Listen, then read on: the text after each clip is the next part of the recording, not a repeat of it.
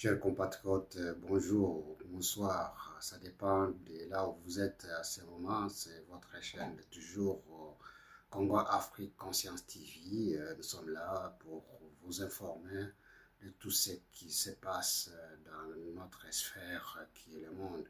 Vous le savez tous que le chef de l'État est à Davos, en Suisse, pour là où il a été invité parmi d'autres invités d'honneur pour discuter et pour parler de la situation économique dans le monde.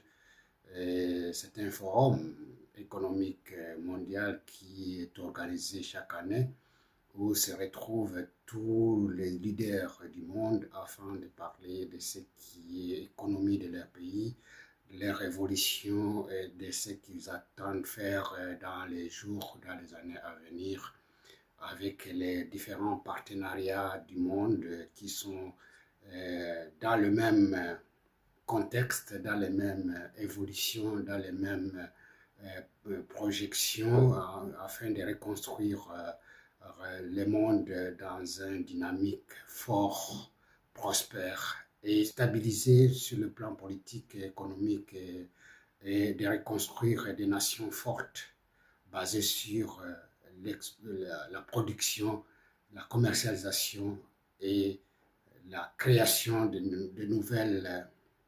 nouvelles projections d'avenir pour un monde meilleur.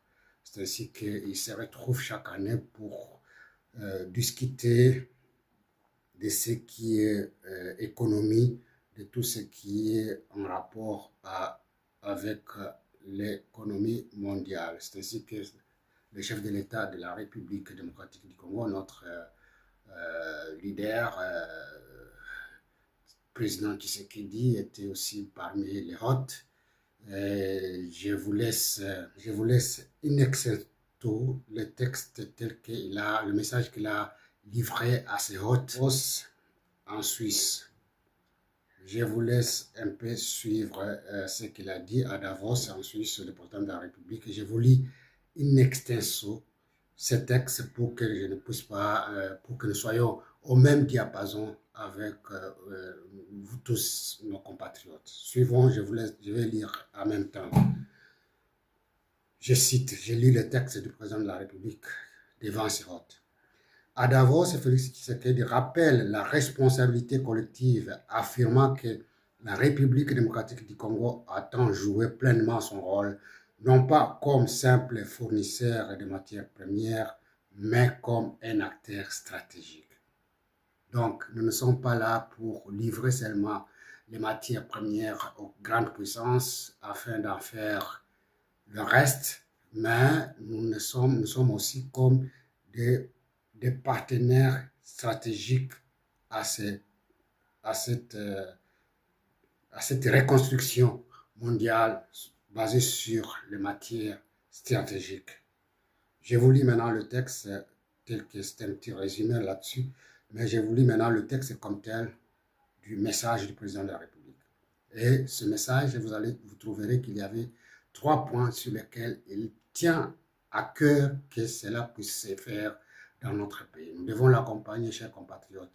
Le président de la République est en train de se battre par tous les moyens pour consolider notre pays, pour que l'intégrité territoriale de notre pays soit respectée et tout engagement, toute production de grandes puissances puisse se faire en fonction de la loi congolaise. Et tout partenariat doit passer par un compromis et basé sur la loi telle qu'elle est définie dans notre pays. Donc, c'est la seule personne jusque-là qui a fait tête haute à toutes les puissances que nous avons, les puissances chinoises, européennes et consorts, et il a vraiment marqué l'histoire de cette génération. Nous devons l'accompagner pour une issue réelle et basée sur l'homme qui est au centre du développement de tout un peuple. Donc, l'homme est au centre de notre avenir Et l'homme, en tant que le président de la République, qui a compris cela, nous devons nécessairement l'accompagner pour une issue meilleure. Je lis le texte. Félix Tshisekedi figure parmi les invités d'honneur à la 56e réunion annuelle du Forum économique mondial, VEF, à Davos, en Suisse, qui se tient du lundi 19 au vendredi 23 janvier autour du thème « Un esprit de dialogue ». Cette nouvelle édition se distingue par une mobilisation diplomatique exceptionnelle avec la participation attendue de plus de 50 chefs d'État et de gouvernement. Cette rencontre constitue une plateforme majeure réunissant des dirigeants du monde entier, des chefs d'État d'entreprise ainsi que des responsables de la société civile, afin de débattre de grands enjeux contemporains. La République démocratique du Congo se présente à Davos comme un pays solution pour l'Afrique et pour le monde. Vous comprenez, chers compatriotes? Dans son discours prononcé ce mercredi 21 janvier lors de la session intitulée « Partenariat stratégique sur les minerais et les investissements », Félix Tshisekedi a rappelé que la réussite de la transition énergétique mondiale repose sur une responsabilité collective, une équité dans la chaîne des valeurs et un engagement durable de l'ensemble des acteurs. Je poursuis. La réussite exige également des chaînes d'approvisionnement fiables, éthiques et responsables.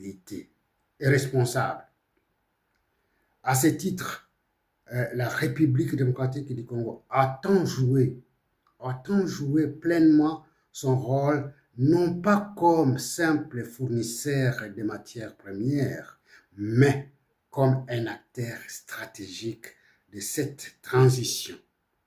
Le moment est venu de substituer la dépendance par les partenariats, a lancé l'entrée du jeu Félix Tshisekedi. Pour que ce dialogue porte ses fruits, il propose 3 engagements. Donc, le président de la République propose 3 engagements. Suivez, chers compatriotes, c'est très, très important. C'est là où nous devons comprendre au fur et à mesure comment le président de la République a pris des engagements devant la nation et devant tout le monde et devant l'histoire que nous n'avons jamais connue, en signant les accords à Washington City avec le président avec Trump, le président des États-Unis. Et notre administration Trump avait signé avec notre gouvernement le partenariat stratégique des matières premières et des terres rares que nous constituons une réserve mondiale de près de 70%. C'est inconcevable. Donc, personne ne pouvait s'imaginer qu'on pourrait arriver à cet acte salvateur pour toute une nation. Notre avenir en dépend, chers compatriotes. Et toute personne à être en convenance avec l'ennemi pour déstabiliser davantage notre pays, donc il n'a pas de place.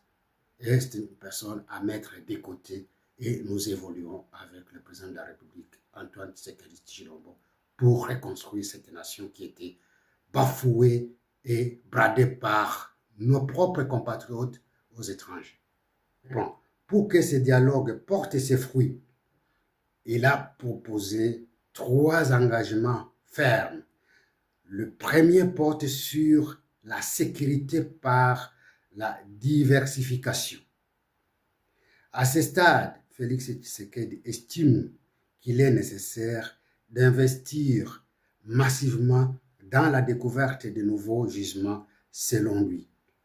La sécurité de vos marchés dépend de la pluralité et de la robustesse de nos sources d'approvisionnement, a-t-il fait savoir. S'agissant du deuxième engagement,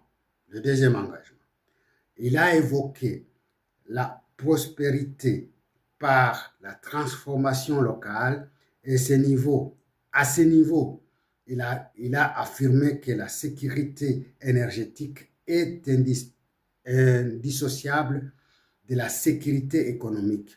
Pour les chefs de l'État congolais, le temps de l'extraction pure est désormais révolu. Donc, le deuxième engagement qu'il a prononcé devant ses hôtes. Donc, vous savez que toute exploitation de matières premières au temps brut et l'exporter comme telle est révolue. Donc, nous devons mettre sur place la possibilité de raffinage, et cette possibilité de raffinage des minerais doit se faire en fonction de la capacité énergétique qui sera déployée sur place en créant les sources d'énergie nouvelles telles que Inga a renforcé, Inga et d'autres sources d'énergie potentielles pour traiter sur place les matières premières extraites. Je poursuis. Nous appelons à la délocalisation des segments de valeur, raffinage et fabrication des composants directement au cœur des zones de production. C'est en créant une main-d'œuvre qualifiée sur place que nous stabiliserons l'effort mondial et que nous pérenniserons la transformation. Cette création de valeurs locales ne doit plus être perçue comme une option, mais comme un impératif stratégique. En transformant nos ressources sur notre sol, nous passons d'une économie d'extraction à une économie d'industrialisation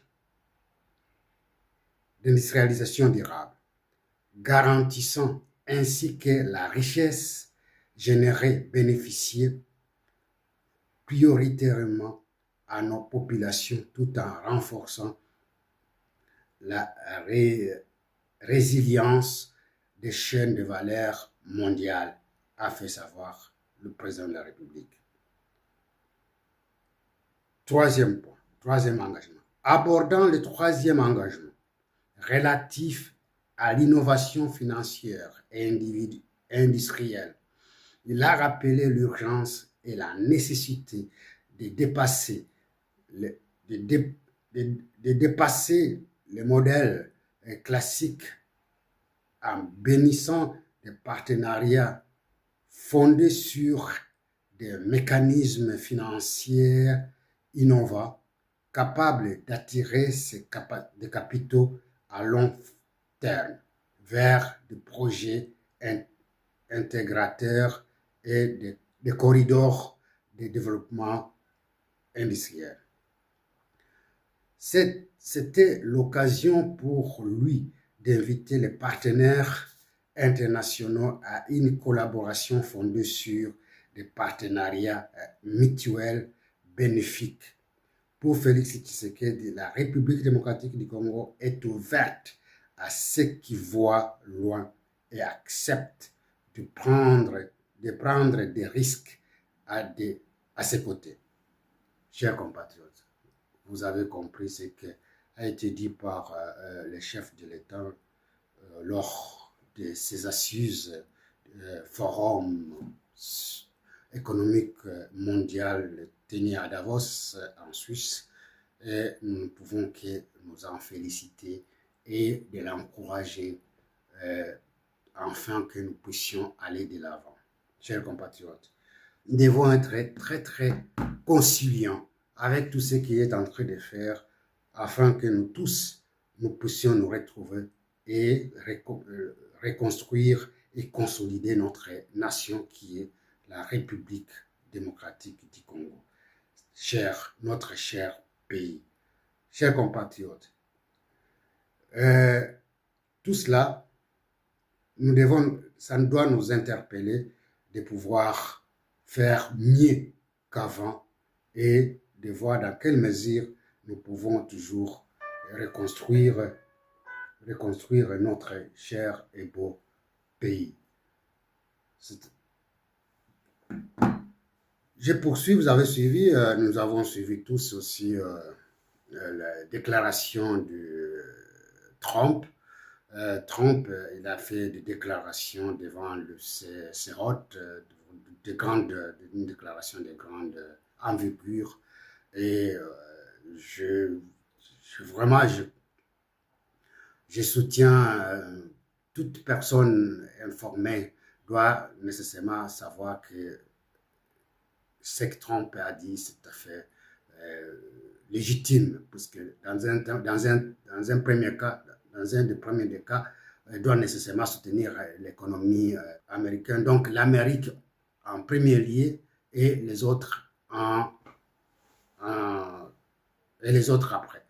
Il a démontré que l'économie américaine est florissante et qu'il arrive à maîtriser cela compte tenu de ce qui a été engagé par lui-même et que le gouvernement Biden a foulé les pieds, ce qui était important pour les Américains. Et voilà, lui, il essaie de mettre en rail et que toutes les économies mondiales peuvent profiter. Si une fois l'économie américaine est malade, donc toutes les économies du monde seront aussi malades. C'est pourquoi il doit reconstruire, reconsolider et mettre sur le rail avec de nouvelles décisions économiques sur les taxes, sur la conquête de différentes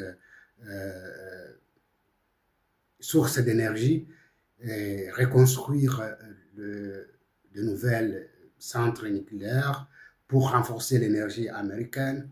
Tout cela fait une structure globale pour relancer l'économie américaine, pour la mise en marche de l'économie américaine. Vous savez, il a taquiné M.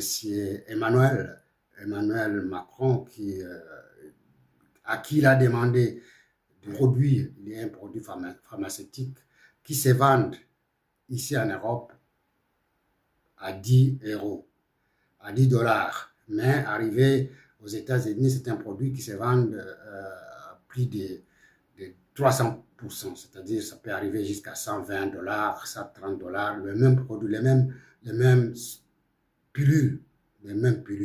Il a demandé à Macron de pouvoir hausser les prix de ce produit pour qu'il y ait l'équilibre, parce qu'il paie beaucoup d'argent sur ces produits en compensation. Donc, société pharmaceutique de l'Europe de pouvoir augmenter le prix sur ces produits-là.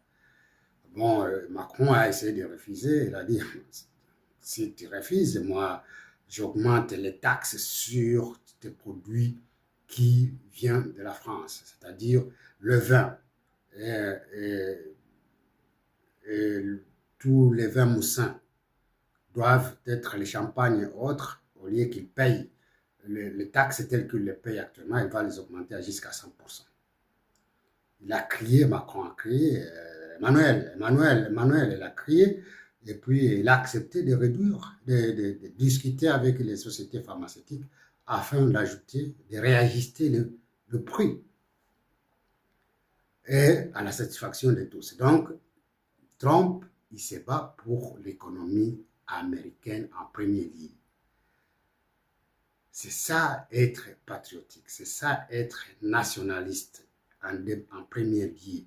Et ce que nous remarquons pour notre président de la République, c'est une colération entre ces deux présidents. Donc j'estime qu'il est en train d'emboîter les pas aussi pour que notre chère nation puisse aussi se relever dans ce sens-là. Donc les produits congolais, les matières premières congolais doivent être résilients, c'est-à-dire nous devons aussi avoir la possibilité de les traiter sur place et d'en faire une valeur ajoutée sur ces produits pour que ça soit compétitif.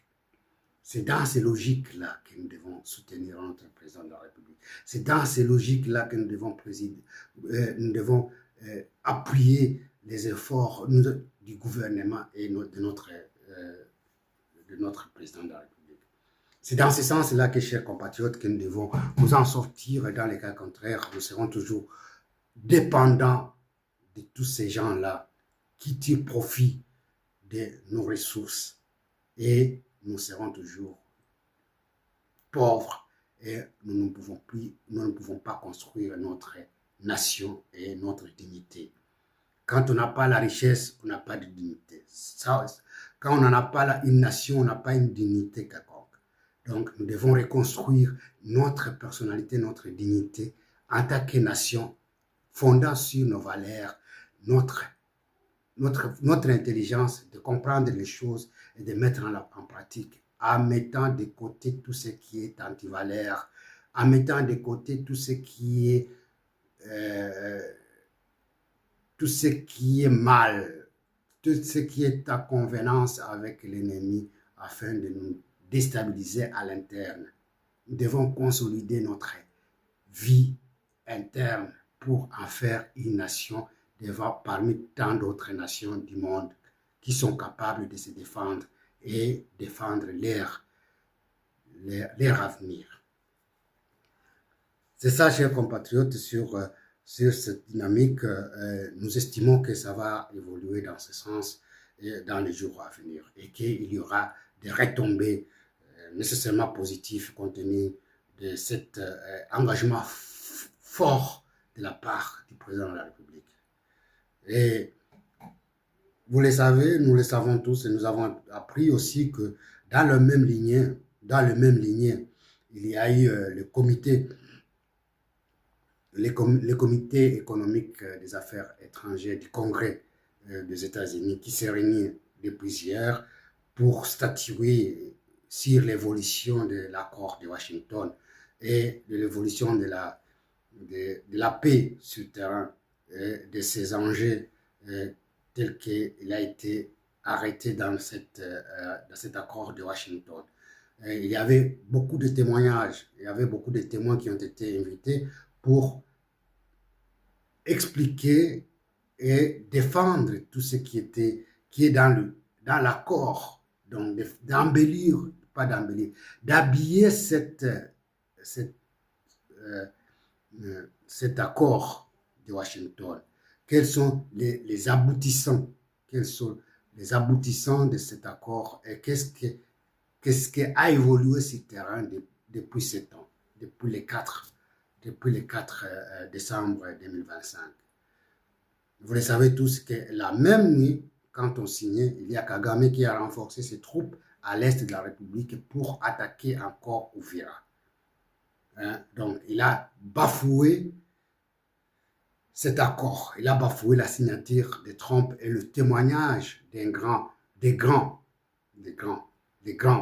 puissants de ce jour, les États-Unis. Nous sommes très fiers que le président de la République, M. Tshisekedi, a tenu la main de M. Trump et arrivé à le convaincre de venir derrière la nation congolaise, de la défendre et de protéger ses biens. Et voilà, aujourd'hui, le comité économique du Congrès s'est réuni pour statuer sur l'évolution de cet accord. Et tous les invités étaient sur place. Chaque personne a essayé de donner ce témoignage constitutif de cet accord de Washington. Et tous les intervenants ont convaincu les membres du comité économique du Congrès. Et ils ont même posé la question à Madame Sarah Troutman, que je salue ici en passant. Vraiment, elle a fait une démonstration de force en donnant des éléments d'appui, puisqu'on va poser la question, qu'est-ce qui est par rapport à la Chine, puisque la Chine est aussi installée en République démocratique du Congo, est-ce qu'il peut y avoir un conflit économique? Il a dit que le gouvernement congolais s'attache de mettre en place les gisements qui ne sont pas ces gisements propres, qui sont jusque-là dans le mail du gouvernement du gouvernement congolais, et ces gisements seront à la portée des États-Unis. Et ces gisements sont déjà identifiés et ça ne pose pas de problème, ça ne posera pas de conflit entre la Chine et les États-Unis, puisque la Chine, telle qu'elle exploite les minéraux en République démocratique du Congo, il ne les fait pas selon la loi. Il utilise des enfants pour extraire ces minéraux et les enfants tombent malades, les mineurs tombent malades, il y a des gisements qui tombent sur des enfants, il y a des enfants qui meurent. Donc, ils ne respectent la Chine en République démocratique du Congo, ne respecte pas tout ce qui est dignité humaine. Hein, dignité humaine. Et compte tenu des États-Unis mettre en place d'abord la loi telle qu'elle a été définie, telle que la loi congolaise les comprenne. Et c'est ainsi que tous ces paramètres seront respectés et que l'exploitation des enfants ne sera pas tolérée et qu'il y aura l'emplacement des matériels qui sont capables de faire extraction de minéraux sans qu'il y ait perte de vies humaines. Et que l'Est de la République démocratique du Congo, là où on extrait ces minéraux rares, puisse en être bénéficiaire. Donc, la population de l'Est de la République démocratique sera bénéficiaire de cette richesse qui est dans les sous-sols dans cette partie. Et ils feront de leur mieux qu'une grande partie des capitaux d'argent reste sur place pour relancer l'économie de cette contrée et de la République démocratique du Congo en général.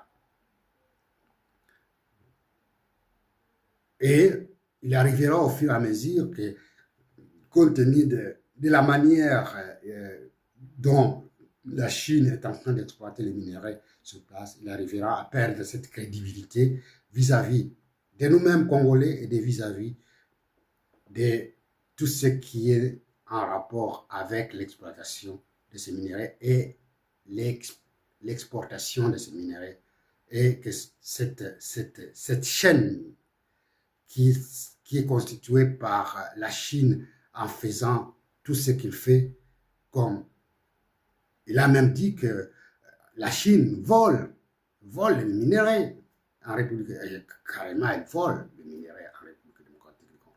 Vous trouvez par-ci par-là des Chinois qui exploitent sans qu'ils aient le permis d'exploitation, et c'est là en connivence avec nos compatriotes. Cela ne pourra plus encore continuer, chers compatriotes. Et voilà, une fois que les États-Unis vont s'implanter en République démocratique, des choses vont se dénouer de soi-même et que les choses pourront être plus visibles, plus cohérentes, et il n'y aura pas création de tel ou tel groupe pour faire des extractions minières frauduleuses, et la loi sera respectée et chacun pourra se soumettre. On a demandé à Sarah Troutman si réellement tout ce qui est en train de dire, et c'est ce qui se passe. Il a dit, il a confirmé que tout ce qu'il est en train de dire, c'est ce qui se vit en République démocratique du Congo. La Chine ne respecte aucune loi. C'est comme s'il y a une jungle, donc il fait tout ce qu'il fait. Il y a beaucoup de Chinois qui sont là, puisqu'on lui a demandé, il a dit que plus de 90% des territoires de l'Afrique est exploité par les Chinois. Oui, il dit qu'aussi en République démocratique du Congo, c'est le partenaire qui a fait tout ce qu'il a fait dans les minéraux. Et aujourd'hui, si la Chine est en train de se valoir des grands producteurs ou bien des grands vendeurs de matières rares, c'est ce qu'il a fait. C'est tout ce qu'il a fait pour le Congo. Donc, il a exploité dans une façon illégale certaines parties, et ce qui n'a pas honoré aussi tous les engagements tels qu'il les a pris vis-à-vis du gouvernement congolais depuis lors jusqu'à ce jour, même s'il y a eu des négociations qui se sont faites pour récupérer les minimums. Vous le savez, ce n'est que le gouvernement de Tshisekedi qui a fait réviser cet accord qui a été fait par le gouvernement, par la partie chinoise, qui n'étaient pas même pas les gouvernements, ce sont des sociétés mafieuses de Chine qui se sont arrangés avec le gouvernement de Kabila pour exploiter ces minéraux d'une façon illégale et d'enrichir la Chine. Et voilà, la Chine est en train de fabriquer des armes sophistiquées, elle est en train de construire son pays par les minéraux volés en République démocratique du Congo. Nous ne devons plus encore tolérer cela. Donc, l'implantation des États-Unis au Congo pourra changer la donne. C'est ça, justement. Donc, nous attendons la décision de ce comité. Tout le monde, tous les témoins, ils ont demandé qu'il y ait la loi qui doit sanctionner cet accord de Washington pour nous accompagner, pour accompagner ce partenariat entre le gouvernement Trump et le gouvernement de la République démocratique du Congo. C'est ainsi que nous avons suivi, il y a eu 5 personnes qui étaient choisies par l'administration Trump et 5 par le gouvernement congolais qui constituent un comité de suivi de cet accord. Et ces 10 personnes sont déjà opérationnelles et à chaque trimestre vont statuer l'évolution de cet accord et arriver au jour le jour à implanter définitivement les étapes telles qu'elles ont été consignées dans cet accord de Washington. Non, ces témoins ont demandé au comité de congrès d'arriver à mettre sur pied une loi qui pourra consolider cet accord et à moyen, à long terme, puisqu'il peut y avoir du changement de gouvernement aux États-Unis, une fois que la loi est déjà votée au niveau du Congrès américain, donc ce sont des choses qui ne peuvent pas encore être changées. Et donc, le temps va être donné tel que chaque parti doit respecter les échéances jusqu'à ce que tous les processus s'implantent et qu'il y ait la faisabilité et l'accomplissement exact de cet accord de Washington. Chers combattants, nous ne pouvons que saluer une fois que cette loi votée au Congrès, donc ça mettra fin à cette barbarie de tous bords, des Européens qui viennent, qui font des complicités avec nos compatriotes afin d'attisser, d'allumer de différents faits, de différents groupes armés pour déstabiliser encore le parti là où il y a des gisements de minéraux. Chers compatriotes, c'est ça le dynamisme qui est en train de se mettre en place. Et ce dynamisme, nous devons l'accompagner. Et tout Congolais qui est informé, et tout Congolais, tout compatriote qui veut l'avenir de ce pays doit nécessairement accompagner ces efforts.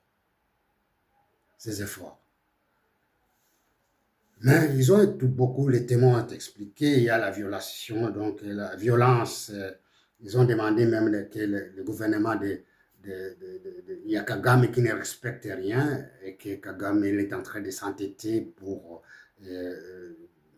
consolider ses unités, envoyer ses unités à l'Est pour déstabiliser davantage là où il y a des gisements miniers et mettre à mal la population de l'Est, tueries, violations sexuelles du comité des affaires étrangères des États-Unis au Congrès américain aboutira à mettre en place une loi. L'administration Trump l'a demandé. Cette loi accompagnera cet accord, la mise en place de cet accord qui a été signé par le gouvernement congolais et le gouvernement Trump. C'est un salut que nous devons dire et accompagner notre gouvernement la mise en œuvre de cet accord. Chers compatriotes, et nous saluons la bravoure de la femme de Sarah Trautmann qui a défendu valablement cet accord de Washington et la mise à la faisabilité et négocier la loi au Congrès américain pour accompagner cet accord de Washington City par les deux gouvernements. Chers compatriotes, parlons-en, dire merci au Seigneur du fait que la paix revienne à Uvira, quelles que soient les menaces de Nyarugabo qui ne tient pas debout. Il y a certains Banyamulenge qui refusent de l'accompagner du fait qu'ils ont été matérialisés par ces gens qui sont en perte de vitesse afin de mettre toujours à mal cette contrée. Et voilà, certains d'entre eux, ils ont fait des déclarations comme quoi ils ne veulent plus accompagner ces gens-là, même s'ils sont venus d'ailleurs, mais ils ont vécu longtemps dans cette contrée et qu'ils veulent rester parmi d'autres tribus, les Bafulero, les Bavira, les Babembe, les Banyindu, afin de vivre en harmonie comme toujours, même si plus de décennies ont été instrumentalisées par les Nyarugabo, les Ruberois, les Kagame pour en faire un pays. Ils n'y arriveront pas compte tenu de la force, du dynamisme et le patriotisme des Congolais, des ressortissants de ces coins qui ont démontré l'appartenance au Grand Congo et que rien ne pourra se faire par la volonté de ces intrus de tous bords. Sécurité d'Uvira a été consolidée par l'avenue de Blackwater. Les hommes d'Eric Prince, la force burundaise, sont venus à Uvira pour renforcer les troupes et de consolider la paix retrouvée et la libération de cette ville. Mais il y a toujours les Wazalendo, les forces armées congolaises qui poursuivent pour que ça se consolide pour arriver à Bukavu dans les jours qui viennent. Saluons la sécurité nationale congolaise qui a mis à mal les services de communication et leur satellite a été maîtrisé. Et la nôtre est déjà au-dessus de tout cela. Et la nouvelle technologie a tout mis à mal cette force, cette communication, cette préparatif des RDF, la force rwandaise et les M23, de récupérer certaines parties du territoire dans notre pays. Voilà, nous avons vu Blackwater et les forces rwandaises qui sont arrivés sur le terrain à Uvira. Et aujourd'hui, nous apprenons que l'administration, donc le maire de la ville, a repris ses fonctions à Uvira. Et nous suivrons par après les déclarations qui ont été faites par le président de la République, Forum économique mondial.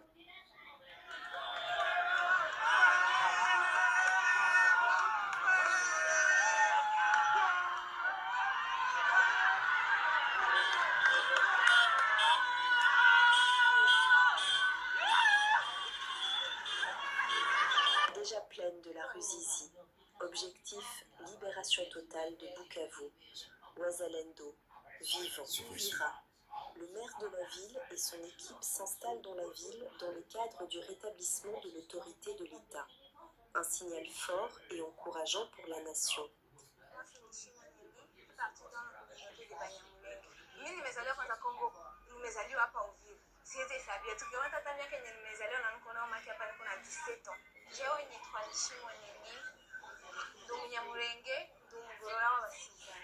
yari nkeneye kubwira abavandimwe bose bagiye bahunze ibita ngo ngaruka uburyo kera amanisha kuba vraiment yari nkeneye gusa kubabwira ngo mugaruke Uvira Uvira ni yetu sie bote viki tunamaliza miaka na miaka tunapaishi ariko nukuri mugaruke turi abantu bamwe dusubire nyine ukuntu twari tumeze birakenewe cyane. Des milliers de jeunes Congolais venus de tous les horizons ont rejoint aujourd'hui le centre de formation de Kibomongo, preuve de leur engagement et de leur détermination à servir le pays. Après plus de 6 mois d'attente au camp Kokolo, l'intervention de Maman Marthe Kazalu auprès des autorités a permis de débloquer la situation et de faciliter leur déploiement. Les ennemis du Congo Cet élan démontre qui ont gardé tous ces jeunes au camp Kokolo et qui voulaient aller à la formation militaire afin d'aider les forces armées congolaises de récupérer notre pays aux mains de l'ennemi. Mais les ennemis du Congo, les généraux, les ont gardés plus de 6 mois au camp Kokolo. Eût été l'intervention de Maman Marthe.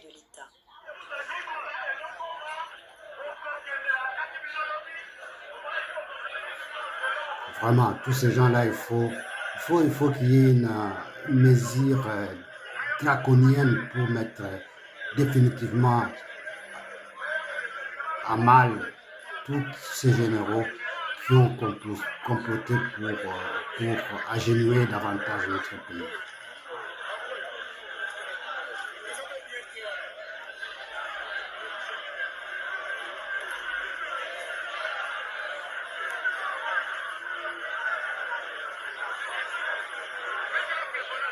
Eza ya kuinda na camp Kokolo, n'eût été l'intervention de la maison civile par Maman Marthe.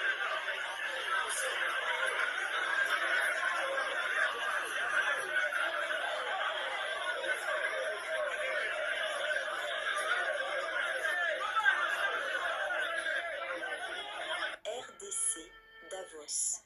Tshisekedi plaide pour des partenariats gagnant-gagnant dans la chaîne de valeur minière.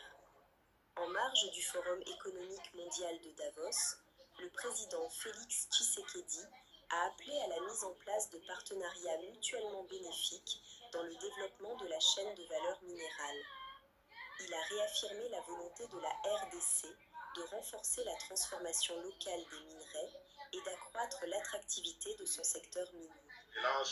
Mesdames et messieurs les chefs d'État et de gouvernement, chef de l'État, distingués participants, mesdames et messieurs, c'est un honneur de m'adresser à vous en ma qualité de membre du Conseil présidentiel inaugural de l'ACRA U7 à l'occasion de cette réunion de Davos placée sous une conviction simple mais exigeante. La souveraineté n'est pas un slogan. En effet, elle se prouve, elle se construit. Elle se livre par l'action et par les résultats. Pour la République démocratique du Congo et pour l'ensemble de la région des Grands Lacs, cette souveraineté d'exécution commence par une vérité que nous devons désormais rendre pleinement investissable. La paix et l'harmonie ne se consolident pas par des déclarations seules.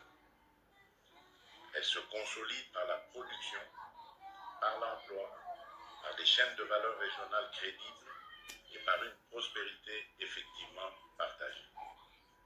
C'est précisément le sens de la sphère de prospérité souveraine. Une plateforme géoéconomique minimale viable dans laquelle les États voisins coordonnent leurs politiques publiques, leurs investissements et leurs standards afin de libérer les chaînes de valeur transfrontalières, d'intégrer les marchés régionaux et d'augmenter la résilience collective dans un environnement mondial devenu plus complexe. Dans cet esprit, la sphère de prospérité des Grands Lacs constitue une démonstration très concrète de ce que la souveraineté, lorsqu'elle est exercée de manière collaborative, peut produire. Plus de stabilité, plus d'opportunités mondiales et davantage de prospérité à long terme dans une région où nos destins sont interconnectés. En 2025, la République démocratique du Congo et ses voisins ont engagé une nouvelle phase de coopération pratique, un cadre d'intégration économique régionale visant à formaliser les chaînes d'approvisionnement en minerais, à renforcer la coopération transfrontalière et à libérer le potentiel économique de notre région grâce à un véritable dividende de stabilisation. Nous nous réjouissons en outre de la pleine convergence entre cette dynamique et la vision du bassin du Nil portée par mon frère, son Excellence le président Abdel Fattah al-Sisi, président de la République arabe unie d'Égypte. Je veux vous l'assurer, chers amis, en signant ce document, nous n'avons pas cédé à l'effet d'annonce. Nous avons posé un acte de conviction et de méthode. Ceux qui imaginaient que ces pactes n'étaient que des instruments de communication destinés à capter l'attention des grandes puissances constatent déjà qu'ils ont manqué l'essentiel. Car ce qui se dessine dans les Grands Lacs n'est ni un récit fabriqué, ni une promesse abstraite. C'est une trajectoire de bascule, de l'exploitation sans transformation vers la production à valeur ajoutée, de la fragmentation vers la coordination, de la concurrence stérile vers la consolidation régionale des intérêts, des incitations, des stratégies et des capacités. Notre ambition ne se limite pas à mieux exporter. Elle consiste à mieux produire, à mieux transformer, à mieux intégrer et par conséquent à mieux négocier notre place dans l'économie mondiale. Chers compatriotes, nous arrivons à terme de notre message, de notre participation à tout ce qui se passe. Et vous avez suivi la déclaration du chef de l'État vis-à-vis du forum économique mondial qui s'est tenu à Davos et devant ses honneurs et devant le peuple congolais, afin d'en acquérir davantage de tout ce qui est en train de se mettre en place. Et il invite tout le monde à être dans le même sens, tout à fait bénéfique pour tout un chacun. Et ceux qui restent derrière, ils trouveront pour leur compte. Donc, chers compatriotes, c'est là où nous mettons un terme pour aujourd'hui. Tout ce que nous avons pour information, mais l'information évolue et nous ne manquerons pas à temps réel de vous informer de tout ce qui se passe au jour le jour. Nous attendons d'une façon ou d'une autre les retombées des sanctions par le comité économique des affaires étrangères des USA qui s'est réuni d'hier jusqu'à aujourd'hui. Et la prise de sanctions vis-à-vis de Kagame et de son gouvernement. Donc nous estimons que cela pourront se faire dans les minutes qui suivent et nous ne manquerons pas de vous informer des détails de ce qui a été retenu par ce comité économique des affaires étrangères des États-Unis vis-à-vis de l'accord qui a été signé par le gouvernement Trump et le gouvernement congolais. Je demande au Tout-Puissant Seigneur de nous accompagner dans tout cela et de nous bénir, et chacun de nous, tout ce qui est pris comme engagement commun au profit de tous. Que Dieu vous bénisse là où vous êtes, que Dieu bénisse la République démocratique du Congo. Je vous remercie et à la prochaine occasion. Merci et bonne journée.